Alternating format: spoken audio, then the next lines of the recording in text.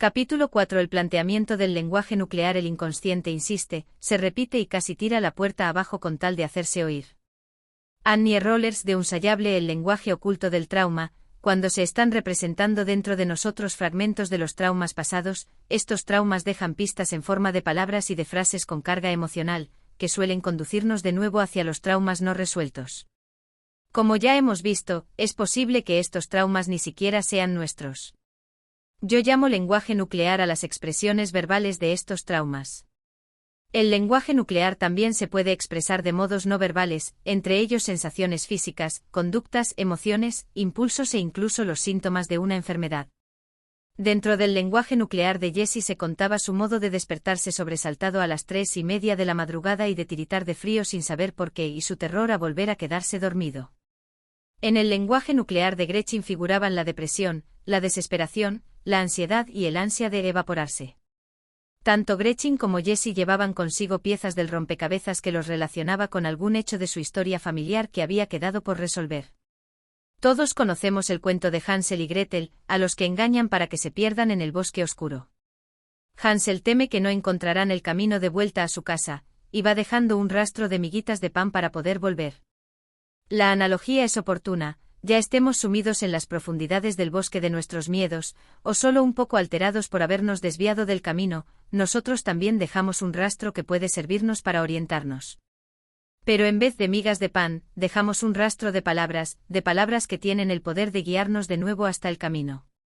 Estas palabras pueden parecer aleatorias, pero no lo son.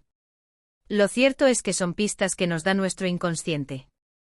Cuando sabemos el modo de recopilarlas y de conectarlas, componen un rastro que podemos seguir para llegar a entendernos mejor a nosotros mismos.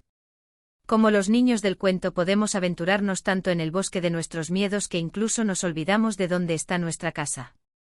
En vez de seguir el rastro de las palabras, quizá recurramos a las medicaciones, a consolarnos con la comida, el tabaco, el sexo o el alcohol, o a distraernos con actividades inanes. Como ya sabemos por nuestra experiencia personal, estos caminos no tienen salida. Jamás nos conducen donde tenemos que ir. No nos damos cuenta de que estamos rodeados por todas partes de las migas de pan de nuestro lenguaje nuclear. Viven en las palabras que pronunciamos en voz alta y en las que decimos en silencio. Viven en las palabras que nos saltan continuamente en la cabeza como la alarma de un despertador.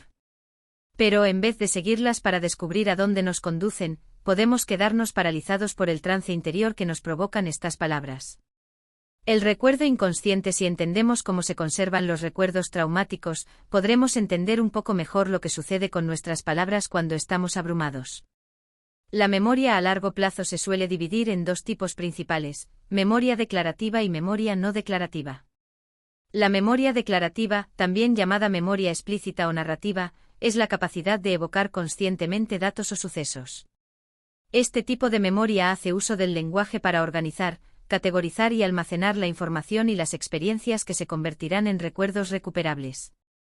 Es como un libro que podemos tomar de la estantería cuando necesitamos consultar una historia del pasado. Cuando podemos poner los hechos en forma de palabras, podemos evocarlos dentro de nuestra historia. La memoria no declarativa, también llamada memoria implícita, sensoriomotriz o procedimental, funciona sin evocación consciente. Nos permite recuperar de manera automática lo que hemos aprendido, sin tener que volver a aprender los pasos. Por ejemplo, cuando vamos en bicicleta no pensamos en la secuencia de actos necesarios para hacerla funcionar. Tenemos tan arraigado el recuerdo del manejo de la bicicleta, que nos subimos y damos a los pedales sin más, sin tener que analizar los pasos del proceso. No siempre es fácil describir con palabras los recuerdos de este tipo. Las experiencias traumáticas se conservan en muchos casos en forma de memoria no declarativa. Cuando un hecho se vuelve tan abrumador que nos quedamos sin palabras, no podemos guardar o declarar el recuerdo en forma de relato, para lo cual haría falta el lenguaje. Es como si nos estuviera invadiendo una riada que nos entra por todas las puertas y ventanas a la vez. En esa situación de peligro no nos detenemos a expresar con palabras la experiencia. Huimos de la casa sin más. Al no tener palabras, ya no disponemos de un acceso pleno a nuestro recuerdo del hecho. Algunos fragmentos de la experiencia quedan sin nombrarse y se sumergen hasta perderse de vista. Perdidos y no declarados, pasan a formar parte de nuestro inconsciente. Parece ser que ese gran almacén que es nuestro inconsciente no solo contiene nuestros recuerdos traumáticos, sino también las experiencias traumáticas de nuestros antepasados que están por resolver. Al parecer, en este inconsciente compartido volvemos a vivir fragmentos de los recuerdos de un antepasado y los declaramos como propios. Aunque los estudios realizados con ratones que hemos descrito nos aportan algunos indicios sobre cómo se transmiten los traumas de una generación a la siguiente, todavía no entendemos plenamente el mecanismo exacto de esta transferencia en los seres humanos. Con todo, aunque no sepamos con toda certeza cómo se arraigan dentro de nosotros las cuestiones no resueltas de un antepasado nuestro, parece que el llegar a ser conscientes de esta relación nos proporciona alivio. El lenguaje no declarado. Cuando faltan las palabras existen dos circunstancias importantes en las que no somos capaces de recurrir a las palabras para describir nuestras experiencias.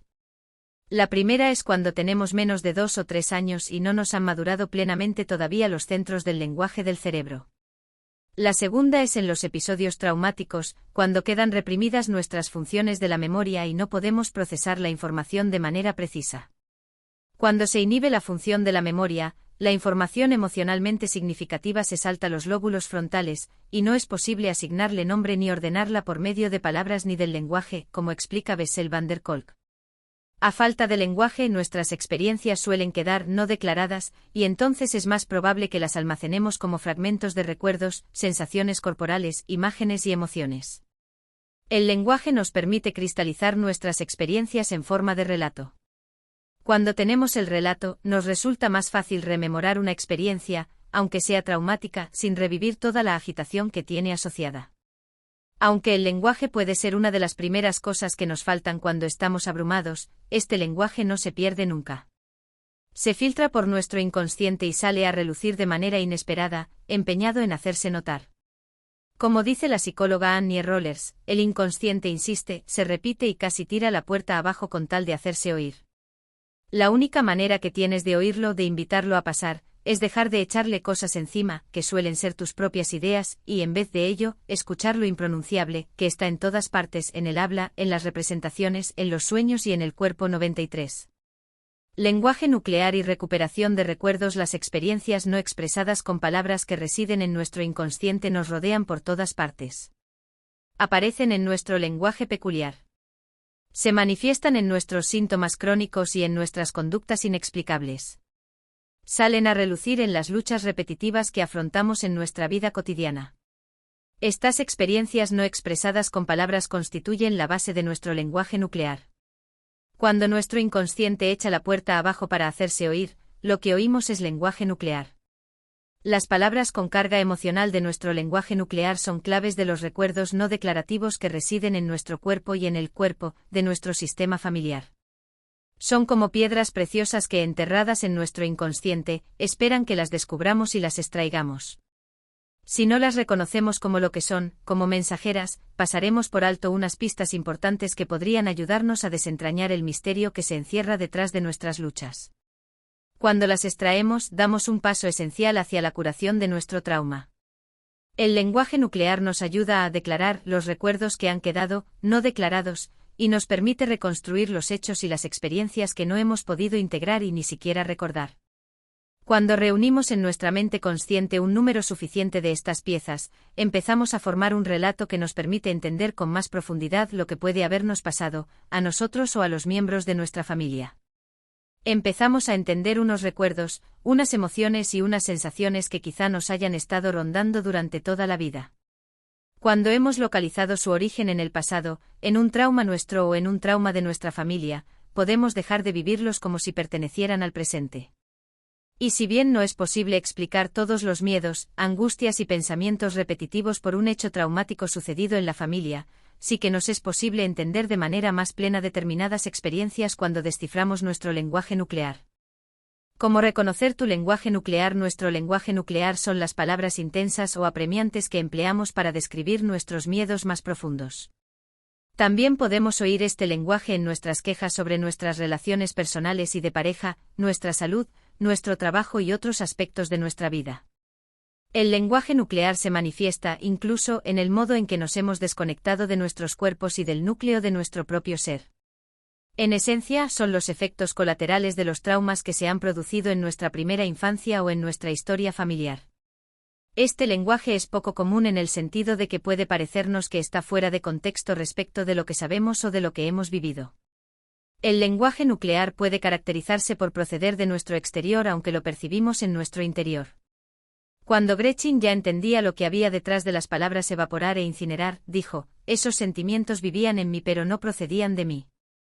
Cuando este lenguaje tan personal ha quedado al descubierto, empieza a perder intensidad e influencia sobre nosotros. El mapa del lenguaje nuclear. En los capítulos siguientes expondré herramientas que te ayudarán a atar cabos entre las emociones inexplicadas hasta ahora y los hechos del pasado. Cada una de estas herramientas contiene una serie de preguntas destinadas a hacer salir a relucir una sensación o una experiencia interior que probablemente no haya recibido nombre ni se haya hecho consciente del todo hasta ahora. Cuando has recuperado la información suficiente, empieza a aparecer un mapa del inconsciente. Es lo que se llama el mapa del lenguaje nuclear, y se puede trazar sobre el papel. Las palabras que escribiremos determinarán el rumbo de nuestro viaje. Cada persona tiene su mapa del lenguaje nuclear, y no hay dos mapas iguales. Es probable que nuestro mapa del lenguaje nuclear existiera ya desde mucho antes de que naciésemos. Pudo ser de nuestro padre o de nuestra abuela, sin que nosotros hayamos hecho otra cosa que llevarlo en su lugar. Es posible que nuestro antepasado tampoco fuera, a su vez, más que el portador de este mapa en lugar de otro familiar que vivió antes. Algunos mapas se forman durante la época sin palabras de la primera infancia. Sea como lo hayamos recibido, tenemos ahora la oportunidad de remontarnos a su origen. Los traumas no resueltos de nuestra historia familiar se extienden a las generaciones sucesivas, mezclándose con nuestras emociones, reacciones y decisiones de maneras que no nos planteamos siquiera. Damos por supuesto que estas experiencias surgen en nosotros. Como no tenemos a la vista su origen verdadero, solemos ser incapaces de distinguir lo que es nuestro de lo que no lo es. Cuando seguimos nuestro mapa del lenguaje nuclear podemos toparnos cara a cara con miembros de nuestra familia que viven como fantasmas, invisibles e ignorados. Algunos llevan enterrados mucho tiempo. Otros fueron rechazados u olvidados. Otros han pasado penalidades tan traumáticas que resulta doloroso pensar siquiera en lo que debieron de sufrir. Cuando los encontramos quedan libres y nosotros también quedamos libres. Nuestra historia está esperando a que la descubramos. Tenemos dentro ahora mismo todo lo que necesitamos para hacer el viaje, las palabras, el lenguaje, el mapa. En el capítulo 3 presenté las últimas investigaciones científicas que muestran cómo algunas herramientas tales como la visualización pueden crear vías neuronales nuevas en el cerebro e incluso ejercer un efecto positivo sobre nuestros genes. Vamos a aplicar ahora lo que aprendimos. En los capítulos siguientes encontrarás una serie de ejercicios que sirven para llevarte más allá de las limitaciones del pensamiento habitual. Están pensados para revolver las aguas de modo que puedan subir a la superficie los pozos más hondos del inconsciente. Cada uno de los ejercicios se apoya sucesivamente en el anterior. En algunos tendrás que cerrar los ojos y visualizar a miembros de tu familia, en otros se te pedirá que sintonices con las sensaciones de tu cuerpo. En varios ejercicios tendrás que escribir respuestas a preguntas pensadas para ayudarte a desvelar las claves significativas de tu lenguaje nuclear. Te vendrá bien tener a mano bolígrafo y papel, preferiblemente un cuaderno, en el que podrás repasar fácilmente tus respuestas anteriores a medida que vayas avanzando.